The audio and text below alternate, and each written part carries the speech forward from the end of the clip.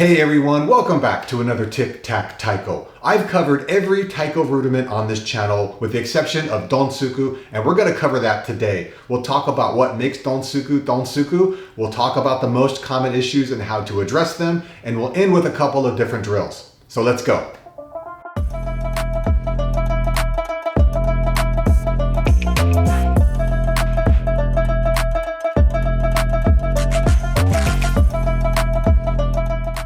As far as I'm concerned, there are 6 different Taiko rudiments: straight beat, dongo, triplet, dorotsuku, dondoko, and don-tsuku. Now, not everyone will agree with this list. I'm sure some people won't think that triplet belongs, but I do. And I'm not going to do a video on straight beat, right, left, right, left, right, left. It's pretty easy to do. It's not to say there's not things to talk about, ways to make it better. I know I've spent a lot of time on it myself, there's micro adjustments, but there's not enough material for a single video. But back to Don-tsuku. Don-tsuku is sort of the love child between dorotsuku, where you get the dynamics of loud and soft, and dondoko, where you get the sticking of right, right, left. Now, doesn't mean you can't play this left, left, right, but for this video, I'm gonna stick with the sticking of right, right, left. What makes this pattern Don-tsuku? What are the identifying characteristics? For me, there's only 2. The first note is louder than the second note, and the second note is the same volume as the third note. If you have these 2 factors, you have Don-tsuku.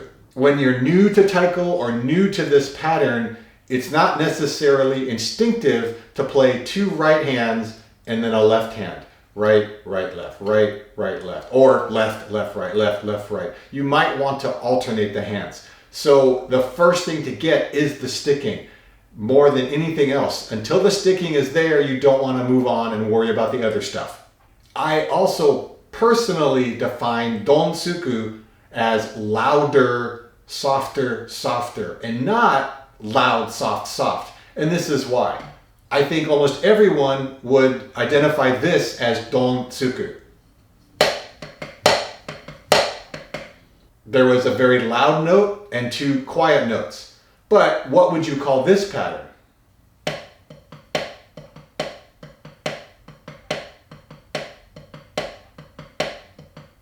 That pattern had no loud note, therefore technically had no don in it, but the first note was clearly louder than the second and third note. And that pattern, to me, is Don-tsuku. I wouldn't call this Tsuku. That's kind of confusing. Even though it may be technically correct, I'm still calling this Don-tsuku. Just like this is Don-tsuku. And what I'm getting at here is to say that Don-tsuku is not defined by the actual volume of the individual notes, but by the relationship of volume between the individual notes. That definition for me allows Don-tsuku to be a lot more things.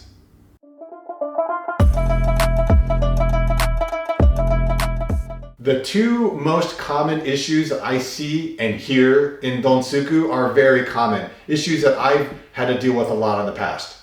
Let me play you what I hear sometimes for the first example, and you tell me what pattern this is.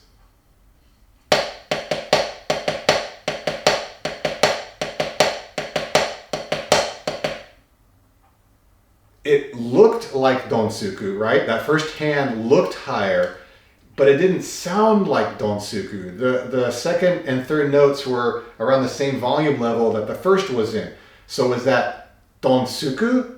Is it Don-doko? Is it something else? And that's the problem. You can't quite tell. You want to make sure that there's a definite distinction between the first and second note. But remember what I said earlier, just a minute ago. It's not about the actual volume of individual notes, it's about the relationship of volume between individual notes. So you want to make sure that you're distinguishing the difference, not just playing one note louder. Because again, this can be Don-tsuku. Just as much as this.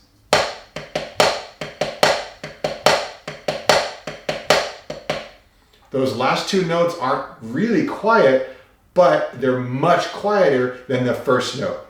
As for how to address that issue, the drills that I'm going to do at the end of the video will do just that.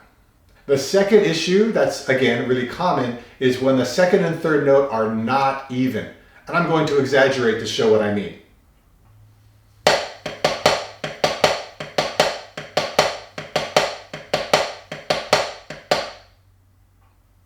Now, even though I said exaggeration, sometimes I see that. Sometimes I see a really loud left hand compared to the quiet right hand. It's almost closer to the don than it is to the tsu. And there are three ways to approach fixing this issue. The first is to see what's going on. And for this, you need a mirror and or recording device like a phone. Watching yourself from the front and seeing where your bachi chips are going, that's really useful. But even more useful, I find, is to have something from the side to look at. Whether you're watching in a mirror or recording, you can really get a good sense of where your bachi are in relationship to each other. That's why I have the camera set up at 45 degrees. But when you're doing this, I really recommend that you're flat on at 90 degrees. That's going to give you a great view of what's going on. Let me add though, that just because you might see the left hand being louder than the right on the tsuku, doesn't necessarily mean it's playing that much louder. It might just look a lot higher. And right now we're only dealing with the visual, not how it sounds. And that brings me to the second way of addressing this issue, which is to hear what you're playing. And as a taiko player, we should be listening to ourselves all the time. When playing dorotsuku, it's really easy to hear the don. And it's easy to hear the left hand tsu. What's not necessarily easy is hearing that second note. It's sandwiched in between, and the brain can have trouble singling it out, like so.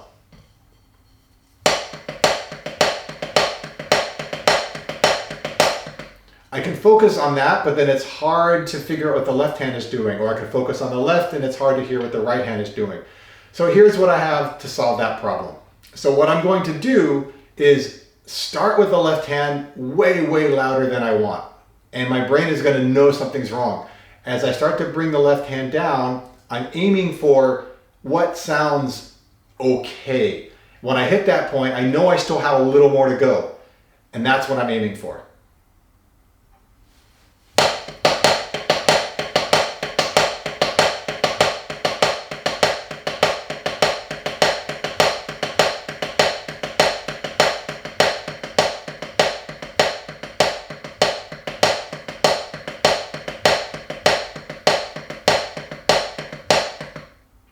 And the third way that you can address this is by feeling it. Now this is a little more difficult, but I find in the long run it's actually one of the most valuable things to do. My right hand has to do a lot of work with don tsuku. It's got to get that wrist snap and have a good difference between the first and second note. I'm trying to stay relaxed. I'm trying not to crush the space in between. But the left is kind of lazy and it can feel very disconnected because I'm only playing once every 4 beats. Don, tsuku, don, tsuku, don, tsuku, don, tsuku. So it may not feel like it has anything to do with the right hand.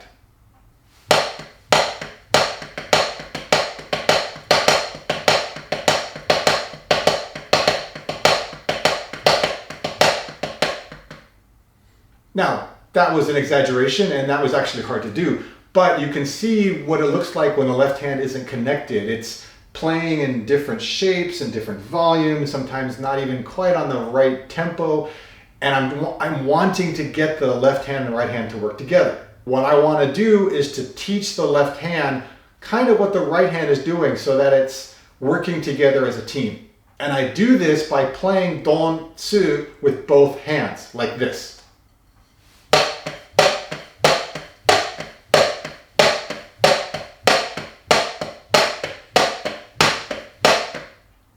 What this is doing is teaching not just my left hand, but my entire left side to understand what that quiet note is feeling like, where it's coming from, how I'm connecting with the body. Because without that understanding, without the left hand sort of sympathizing with the right, it's gonna just feel like it's its own thing. And in this pattern, I don't want it to be its own thing. I want it to be part of the whole.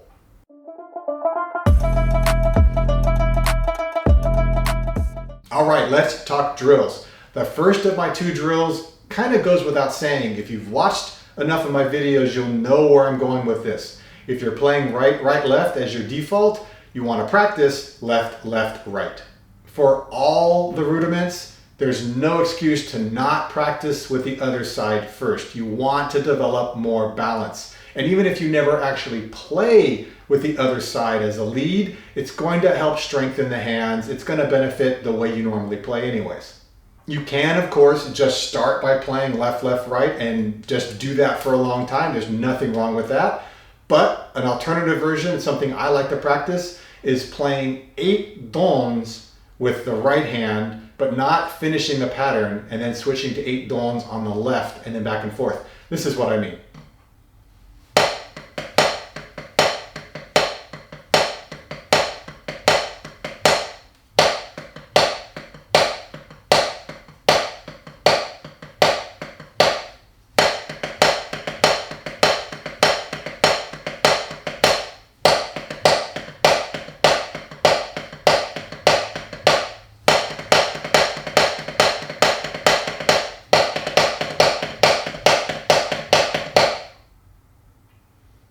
I definitely need more work when it comes to playing that fast with the left side, but I can work on it with that drill.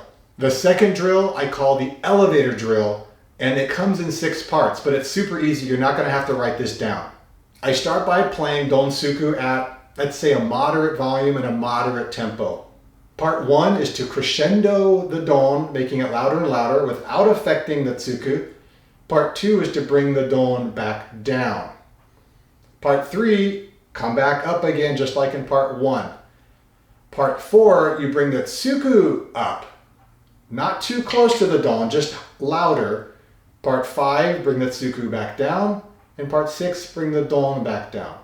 So it's 1, 2, 3, 4, 5, 6. And it looks like this.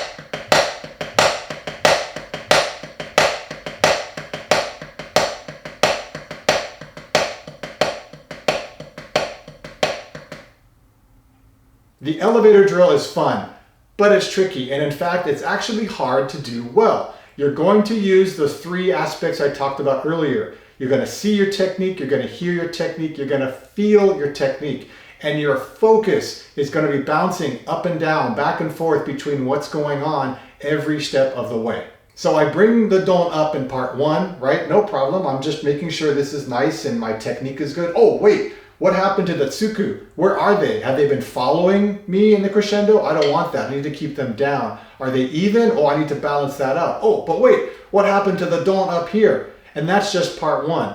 You're doing that for 2, 3, 4, all the way to 6. I can't do it justice. You really, really need to try it and you'll get a sense of what I mean. However, you can mitigate the difficulty by lowering the tempo and by adjusting the dynamic. You don't have to really wail on that Don, and you don't have to play as fast as I did. You can moderate those things and still get a really good challenge and still improve your Don Tsuku. So there we have it. I've completed the set of Taiko rudiments. Now, Don Tsuku isn't the most difficult. I would give that to Don Doko. And it's not the most common. I would think that's Dongo. But in some ways, it's the most fun. That's very subjective, I know, but there's a pulse, there's a life to it, and when you're playing it at kind of just the right tempo, it feels fun. If you have a question or issues with this particular rudiment, leave me a comment, send me an email. I'll do what I can to help or at least address it. And if you have questions or issues about any of the rudiments, same thing applies. If you like this video, you know the drill. Let me know with a thumbs up. hit the subscribe button, and until next time, keep on practicing and be well.